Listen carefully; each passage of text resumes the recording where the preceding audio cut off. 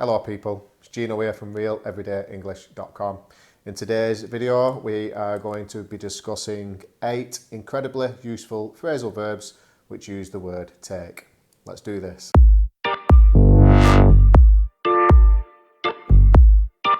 Happy Sunday, welcome back to the channel. If this is your first time here and you are a person who is trying to improve your English and sound like a more natural and confident English speaker, then you might want to consider subscribing to the channel. And if you do subscribe, make sure you hit the little bell notification so then you never miss a weekly or a free upload.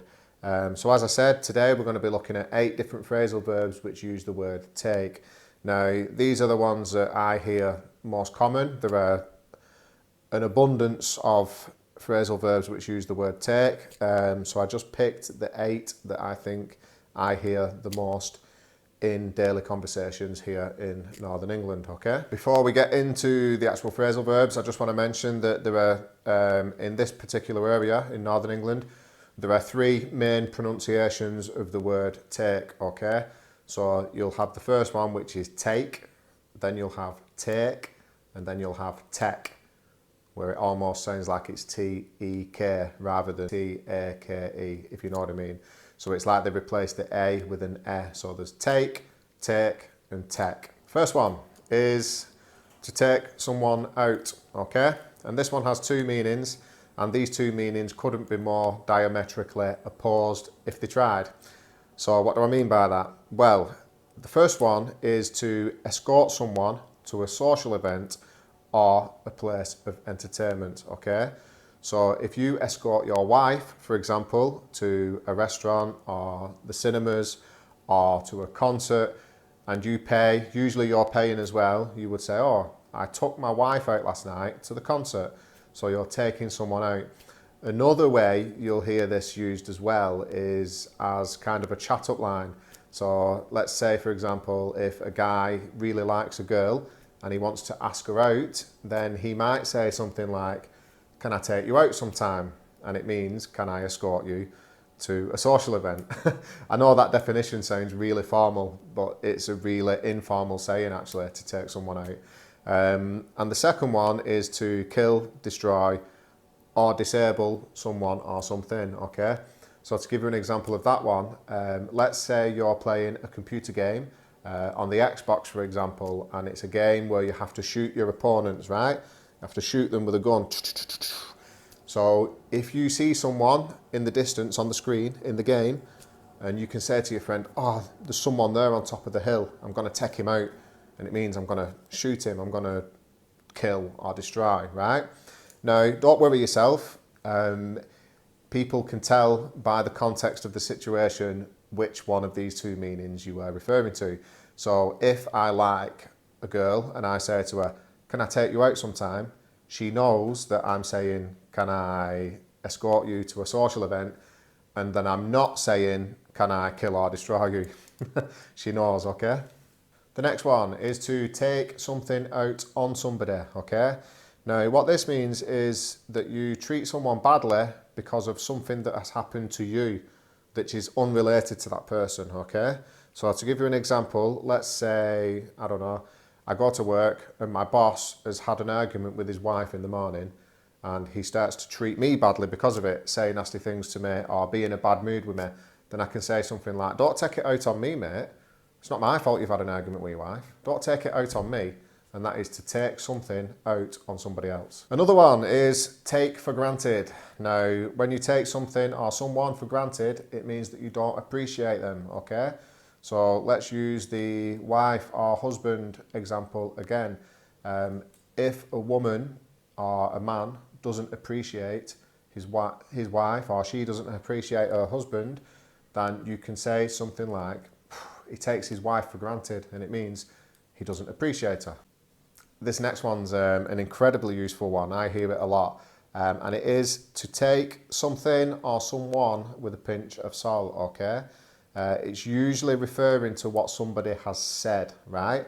So let's say you work with someone and this guy is known to exaggerate the facts, let's say. He doesn't always speak truthful or factual. If he tells you something, then you need to take it with a pinch of salt. take him with a pinch of salt, mate, because he talks a load of rubbish. It means he exaggerates things.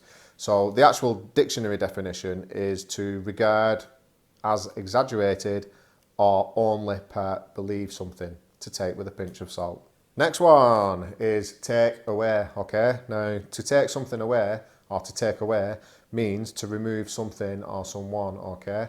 So, for example, if I don't like this pen, let's say I've got a thing about blue pens, really hate the colour blue, can't stand it, take that away from me. I don't want it.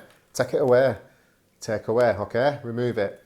Another very common way you'll hear take away used in British English is to describe a shop which sells fast food. Now, in this instance, it's not a phrasal verb. You are describing a shop as a takeaway shop, okay? Or, shall we get a takeaway? And it means, shall we order food from a fast food shop? But as a phrasal, it means to remove something. Another very common phrasal verb of the word take that you'll hear in England, and I think all over the English-speaking world as well. I don't think it's just British, but it is to take after, and in particular, to take after somebody. And when you take after somebody, it means that you have a similar character or personality to someone in your immediate family, usually one of your parents, okay? Although it can be an uncle or a brother or whatever. So let's give you an example. If your dad, he likes to play golf, and you like to play golf as well, then you can say, oh, you take after your dad, you really like to play golf, don't you? You take after your dad, and it means you have a similar interest, character, personality to him, okay? Righty-ho, here's another one, is the phrasal verb to take up. Now this one has two meanings as well. The first one is to become interested in or to commence doing something, okay? So to start doing something or become interested in it. So for example, let's say if you've watched this channel for any amount of time, you know I like to run, I run all the time. But let's say I've only just started running, then I can say to someone else, oh, I've recently taken up running. So I've recently took it up, because the past tense of take is took. So I've recently took up running, and it means I've recently commenced to run. And the other meaning for take up is to occupy time, space, or attention, all right? So you'll often hear the phrase, I don't want to take up any more of your time, but can I just discuss this with you? And it means I don't want to occupy any more of your time. This next one's a really useful one, and it is to take something to heart. Now, when somebody takes something to heart, it means that they take criticism seriously and are upset by it. But it can also mean that maybe somebody said something in a joking way, they're just joking, they don't mean it, but you've took it to heart and got offended, or you've got upset by it, okay? So you'll often hear the phrase, you shouldn't take things to heart, and it means you shouldn't let what people say bother you so much. So there we have it, people. There's 8 phrasal verbs with the word take. Please leave some examples of these new phrasal verbs in the comments below, and I'll have a look and see how the examples are, if you're using them in the correct way. Until the next video, take care, and I'll see you people soon. Bye bye, ciao.